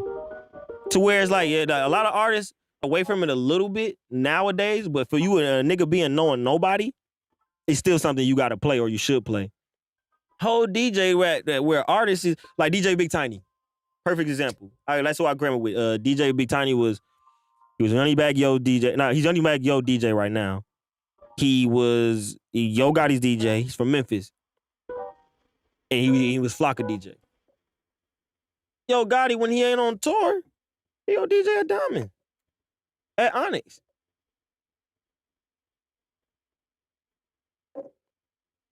Meanwhile, you ain't saying shit to him. You just going to the club looking at hoes. Looking at them. I'm sorry, I know it's a producer grind, but you just looking at hoes and pussy and shit. Like, you just there and just, you done gave, $3 little $100. You know, niggas like to pull that little 100 out. Y'all try to cuff your little 10 to go home with. I'm talking about niggas who don't have money. I ain't know we had money. But meanwhile, you could have spent that same 100 with this nigga who know you don't got it, but he watching you trying to spend it. And he money back your DJ. And if you really just have beats that hard, he can give him the money back and get 5% or 10% off it, whatever you negotiate with you. At that point, it's a play for him, like, this little nigga was hard. Who you signed to? You ain't signed nobody? Like this, play me. Hey, pull up to my spot. Pull up to the apartment. You playing beats at the apartment. Hey, look, bro. Niggas say, at that point, you can negotiate anything. Bruh, I know your shit goddamn blow up, bro. I know I can get you the bag. I know I can get you the poo shiesty. I know I can get you to that. I'm just talking about from DJ Big Tiny because I know him. I know what he can do. Hey, look, bro, I ain't gonna lie. I'm gonna have you out of here. I'm trying to manage you, though. I'm trying to sign. I ain't gonna sugarcoat nothing with you. Like, I'm trying to get you point A to point B. So we both can just go in there. Now, whatever you give up is negotiable. That's negotiated. But meanwhile, that just started from you going to the club and talking to the right motherfuckers. And when you talk to the right motherfuckers, appealing to them. That motherfucker gratitude, bro, I got the hardest shit, bro. This shit hard, bro. This shit a hit, I swear to God. I don't care, nigga. I hear that shit every day. You got $100? You got some money for me? Nigga be like, man, that nigga trying me to play my song. God gave him nigga $100 to play my song for 45 seconds, 60 seconds. First of all, that's even big niggas only, they getting their shit cut that fast. It's club. Everybody moving to the next song. But niggas be feeling some type. Niggas go to the club and don't say the right things to the right people. You talk to the strippers and y'all fuck with this song? You fuck with that, get a bitch number. Yeah, that's my song. I see it all the time. Like, yeah, that's my song. Yeah. Meanwhile, the nigga who pushing play, that bitch don't care. She like, yeah, you threw me money. That song you threw me money to, right? Hell yeah, I fuck with that shit. That shit was hard. You know what I'm saying? Like, she don't give a fuck. You just threw your bag to her. Make sure this nigga give a fuck. You know what I'm saying? Like, that's some artist shit. But even with playing, like, fucking around with DJs, it's just like, as a producer, the nigga be like, and I did it. Be like, why does this nigga be coming in? He don't even ask me to play songs. Bro, this nigga just dropped the whole play. Like, the play. No, real. I'm telling you, Mad and shit. he don't even ask me to play songs. It's just like, what does he want from me? I'm building a relationship, bro. Let me start out as not being a leech first. Try to add to the cause somehow. Right. Like, bro, like, that man gotta go home and feed his kids. Like, man, get to look up. This man put up 4 Saturdays in a row. He only gave me like $50 every time he came. And, just fuck with me. Like, whether it's a drink, like, whatever money you spent with him, like $200-$300 or whatever. That's somebody's Wi-Fi bill. That's small, like. Imagine if you had to go, your Wi-Fi cut off right now. And the nigga just was like, just had it. Cost $325. And he just be like, that'd be weird, but like just a nigga paying your shit. But it's just like, but for your business, it's like whatever you do, you can just like, I don't know if you sell beats, just say anything. Push and play on the song. Like, it's just small shit. Of course, niggas want the world. Niggas want to get paid more for that, but it's just having a reason to be an asset to somebody. Like, bro left the work and got Wi-Fi's with my money. He remember that. He feel that. These niggas ain't been rich all their life. I know I wasn't. For real, bro. Niggas ain't been rich. That's another thing, bro. You gotta appeal. You gotta know how to appeal to that when not looking like a starving broke nigga too. Like, you gotta know how to appeal. Like, hey, bro, look, I don't need you, bro. I'm trying to, like, come on, like, nigga, goddamn, nigga working, like. You gotta know how to piss. It's a fine line with a bunch of shit. Like, it's a fine line. It's a dance. It's all a little dance. But everybody ain't been rich. You know what I'm saying? Like, you can find everybody been find their humble point. Even with me, like I see certain things somebody will say to me, and I find the humble point. Like, damn, I remember I felt like that. Whether I respond to them on Instagram or not. You know what I'm saying? Like, matter of fact, I gave a nigga a jump yesterday at QT. Like, just on some like, you been jump? I'm like, yeah. I remember that motherfucker. I had a Saturn, boy. That motherfucker started nigga. My curses say nigga. Nigga. You know what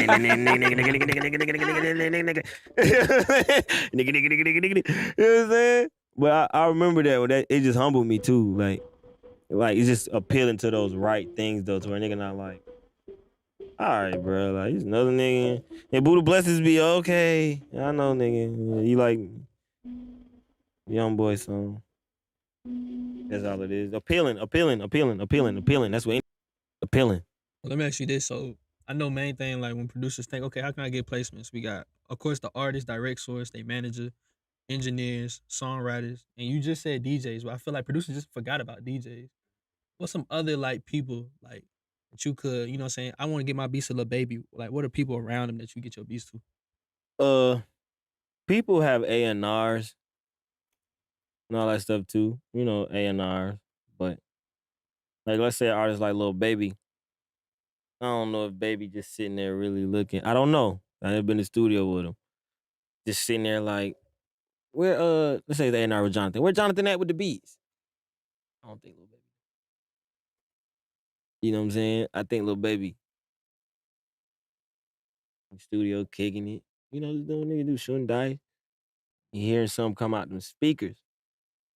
Whatever come out them speakers, if it's hard, it's hard. I think he more business now to where he can hear a beat and really like it and be like, this shit gonna be hard. Who's the producer? Let's get some paperwork on him. Or let's take him out of here. Type shit. Like, we say his name Chi, they out of here. The boy's out of here. Type shit. But wait, say the question one more time. I want to make sure I'm answering it. Besides the regular like engineers, songwriters. Right. Like some of the people you can get to. But sometimes another thing you gotta know who an artist fuck with. Like, it could be their little partner who just be bringing the lean. Who rap too. Go make his fucking tape. Go make his shit. Bro gonna hear it because he love him. It could be hard. If it's hard, it's gonna be. That's the same thing that happened with the Cash and Strap shit. The BRS Cash, the Travis Porter.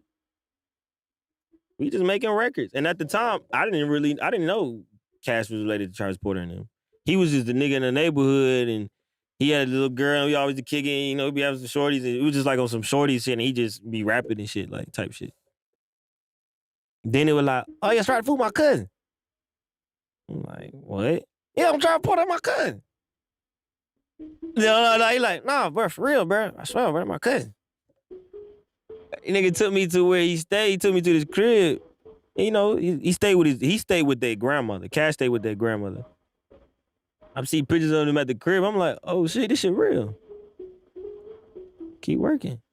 And then that relationship evolved from BRS Cash to Travis Porter, and me meeting DJ E-Sud because E-Sud DJ Travis Porter mixtapes, and E-Sud DJ Cash mixtape, then E-Sud going into being Streety's X manager. Now I have the relationship with Streety's X, period.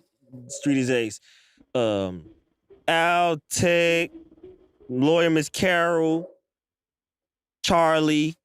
I know the whole infrastructure now. I got everything now. To where I walk in the studio and it be like, yeah, Buddha. To where I go up to Issa and be like, I don't got no records, but it be like, bro, I'm trying to get some shit to bro.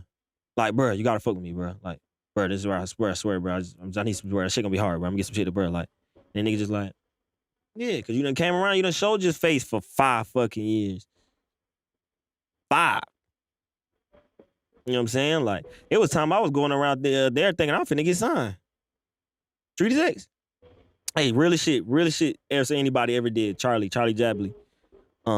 He stopped managing, he stopped Streety's X thing to do like the whole health fitness thing, but he had an interview. And he brought my name up and a couple other people too.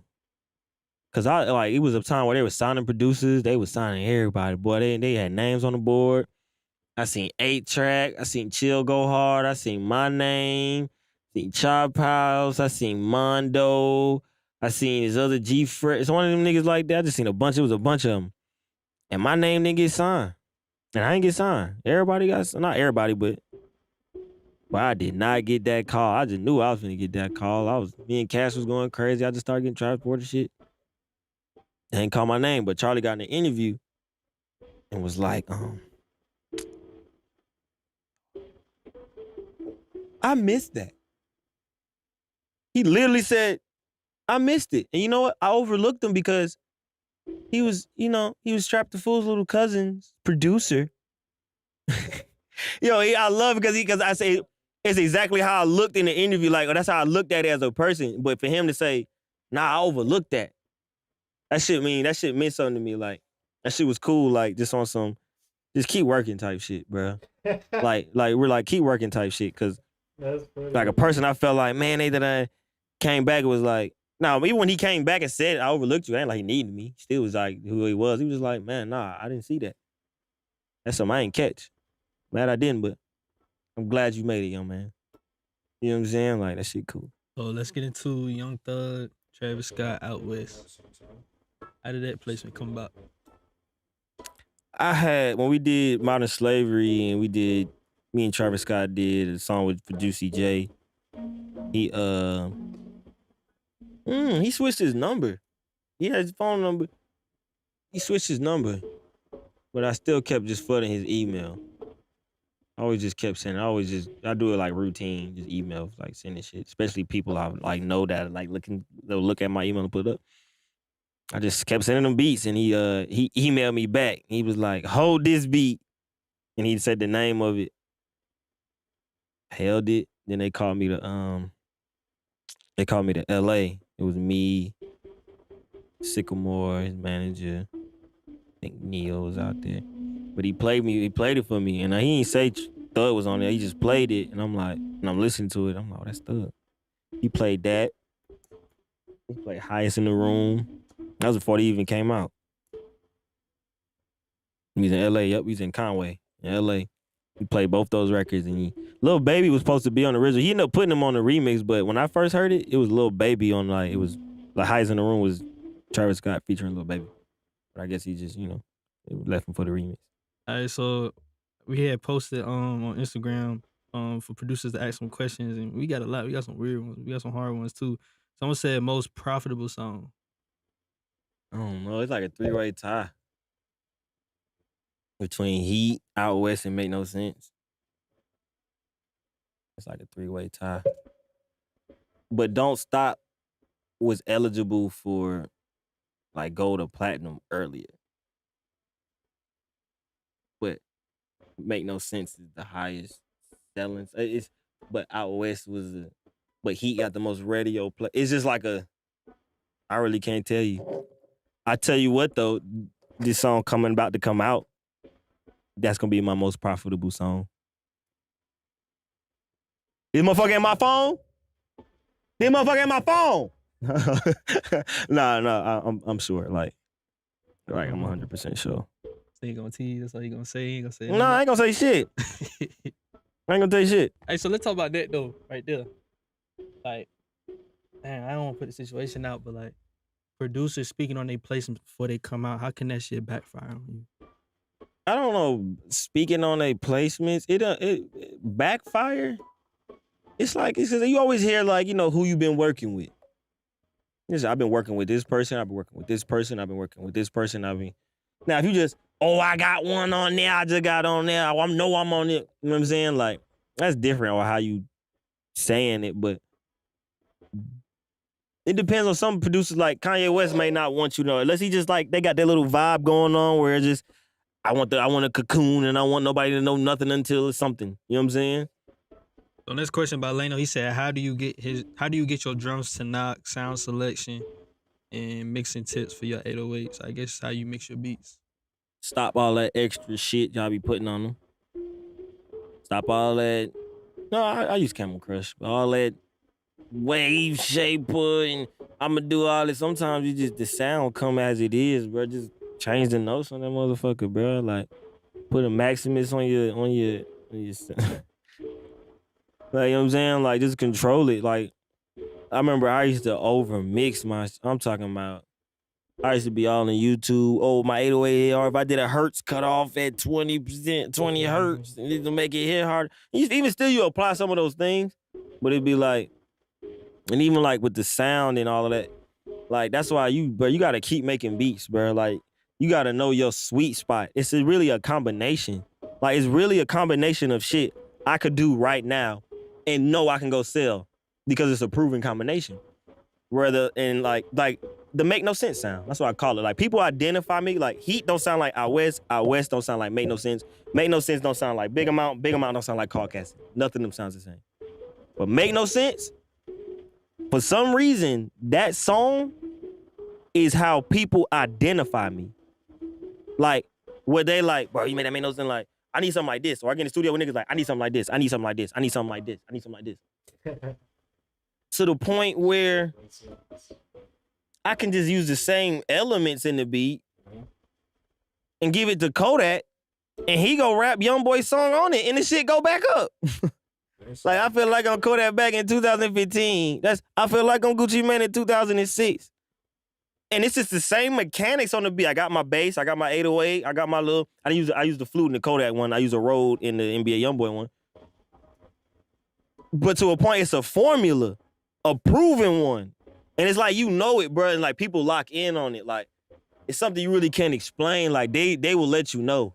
They will let you know. I've been on that trying to find my sound. Like when Zay come on, where his tag on it, it's Zay. When Kanye come on, that's Ye. When that 4 count come on, it's Pharrell. When Timbaland, you hear them little flutes and them little Arabian shit, that's him. Like, I fought for that for a long time, bro. For a long time to be able to have a formula that I can just like, IHOP gonna make pancakes, bro.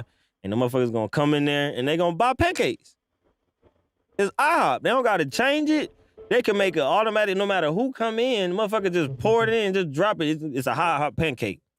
You know what I'm saying? And like, the motherfucker gonna sell. Like, it's finding that, and that's making enough beats. And sometimes you just be making a beat one night. You might have been you might have been sober. You might have been drunk. You might have been high. You might have been shroom. You might have been anything where it's just that one day, something is just my vibrations. Like where I vibrated that day, it just went there. And when you find it, you better learn it. It's like you got to study what you did again. Because sometimes you just be cooking up. Sometimes you gotta go through the music theory of what you did and why what did people gravitate about. Like people be trying to do 4 count now, right? And they don't even know to try to achieve the same little sound I did. It's a certain thing you have to do. You just can't do. Like you could do it, but it's like it's weird, bro. It's like it's something I can't explain. It's just my music little weird theory. Like, oh, he got this little weird shit. But it's just like studying sound and really just making beats. And when you get that motherfucker, just locking in on who you are, on what years you got. How do you know when to stop adding elements to a beat? You ever try to rap over it and it be always hum or rap over? I don't care who it is. I'll do a Quavo cadence. Whoever I'm trying to get on it, I'll rap like in 2 Chainz. I guess you gotta do my little impressions. I'll literally try to make my voice sound like these motherfuckers. To hear how I would sound on it. And if it's just hard for you to rap over, it's just like, or you just, I don't know, like, and it took a fine line of knowing that space, because I used to want to Kanye West everything. I used to want to bring strings in, and if I can get an orchestra from my old high school and bring them in and put them on his record, like, I'm in the business of making hit records. And hit records, they need their space. They have powerful melodies, good drums, and great space. Heat has great space with a good melody. Wing, wing, wing, wing, wing, wing, wing. It's not a bunch of just straight. It's a bop. It's a vibe. Big amount. Shit, some of these beats, I'm not even dropping stuff no more. Make no sense. I didn't even drop a sound. I just did a 4 count and ran it all the way through. Sonically, that melody is holding that damn strong. It just is what it is. It ain't too much. It ain't too little. It just is about what the song, what's going on. Hey man, that's really it though. Shout out Producer Grind. Shout out Dylan for having me. Shout out the whole Beat community. Fuck with me. Yeah, that's straight, man, through the whole thing. I fuck with it. I'm pretty straightforward.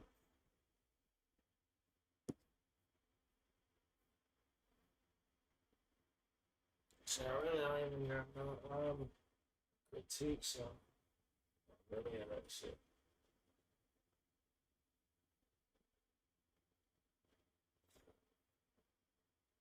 It's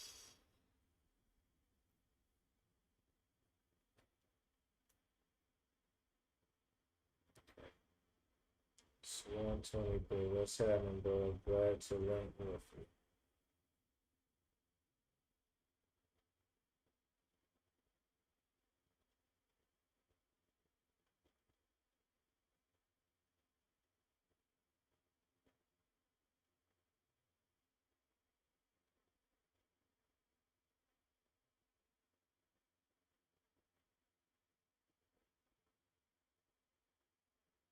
Okay, so I'm thinking about probably doing some trading stuff in a bit. I don't know if I'll do that on camera or not. Outside of the trading stuff.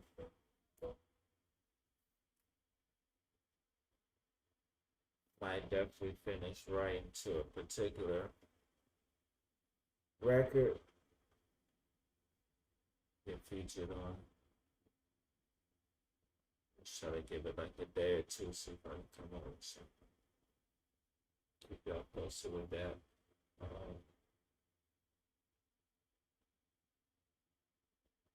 Relax a little bit, maybe work out.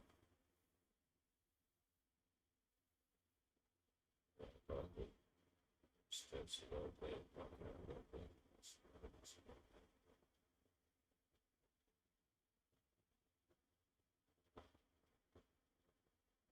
I do got some important to do tomorrow. And I just schedule out the rest of the week.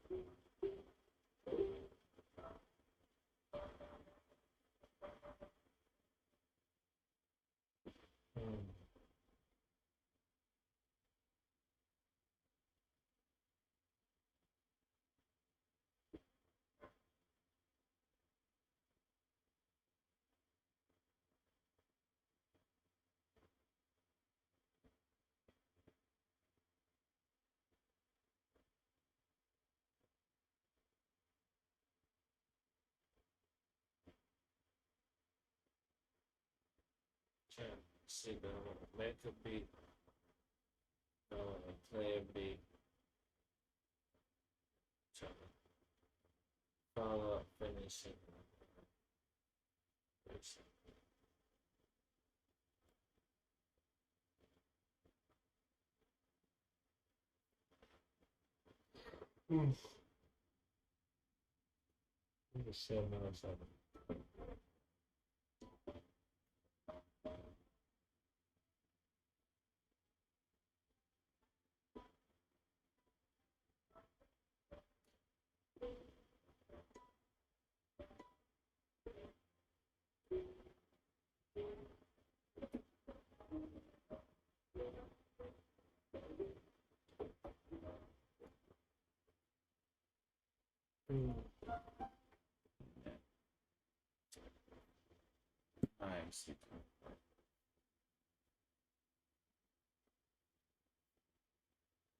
Coffee burns 46 pounds in 2 weeks.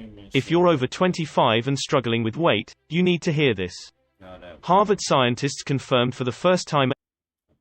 Great to have you here. And let's get down to business. And we have to bring somebody else into this conversation. Okay. Reggie Miller is going to be calling the game tonight with Kevin Harlan. And Reggie, you have any idea?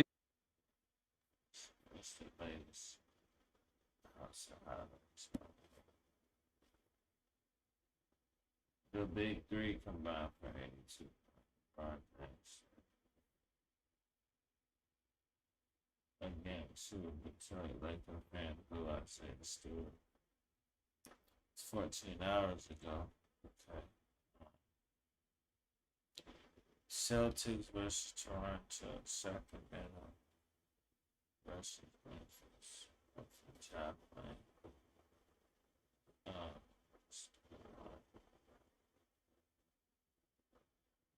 And the Bucks versus the Pacers. Curry. Okay. Let's see what the Lakers do.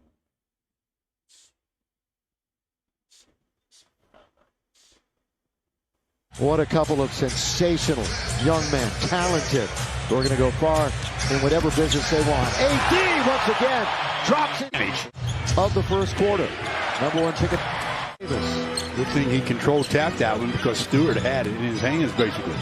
Pull up for us, off the window for two. 9 games, only 2 of the teams they play are above 500. So teams that have been struggling early on the schedule. AD body up on Stewart. Now they're in scramble mode a bit. AD with 2, with 1, a fall away. 17-footer is good. Cunningham through his leg, trying to make a move on Horton Tucker, known for his defense. AD's there, get it out of here. Very well. Intertwined. Malik, here he goes, all the way. Boxed in, but AD's right there. He was traded for former Lakers Steve Mikhailuk. Russ, corner 3, in there. On the other end, the benefits are obvious, right? Just all the space in the middle for LeBron and or Russ to break down the defensive drive. LeBron! And he scores as he hits the deck. He feels once he gets on the inside, he's going to be able to out-jump just about everybody. Out for the 6th time, not for long. Below 500. Again, next 9 games, only 2 are against teams that are above 500. LeBron glides in and scores. Side tap by LeBron. In the middle. Horton Tucker bounces now to the King. He shoots a 3 and hits his second one. The bench. And they spread it around too. With Diallo, Lyles, Joseph Jackson, and Hayes. It's definitely in trouble. Chick couldn't be more spot on. Back to Russ. Russ all the way, laid up and in. Boy, he crossed. Cunningham shows you how he's been struggling. Southern California with Cunningham in his face. Off the glass to score.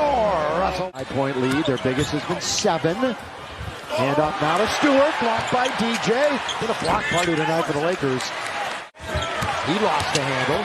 Went off of DJ. LeBron going one-on-one. Spinning. LeBron. Bolton. Count it. Again, we will say so long to the Pistons for the year after tonight. Davis, 3. Got another one. Look at that. Finally, Avery Bradley joined the party, as did LeBron. Forces it up and in. Count it. And 1. LeBron. Forces.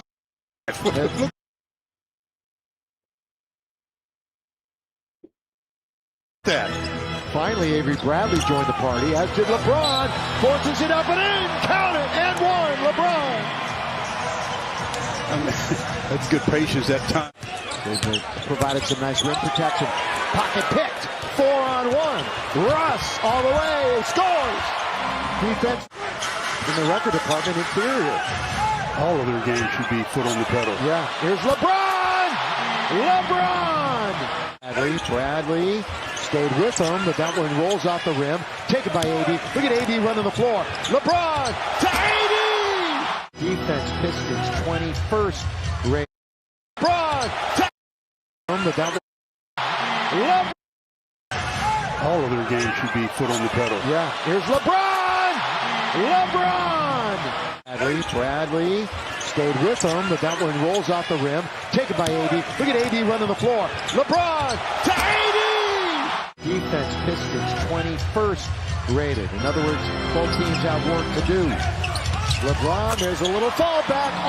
Westbrook. Right, we haven't seen Bazemore or Rondo. Haven't seen them in a couple of games. Out for Russ. Russ in attack mode always. All the way. 3. No. Horton Tucker's down. Bounce now to Russ. You know he's going all the way to land it. Russ wanders in. Lobs for AD. And he just crawls it over the rim. LeBron a 3. Down the middle he goes.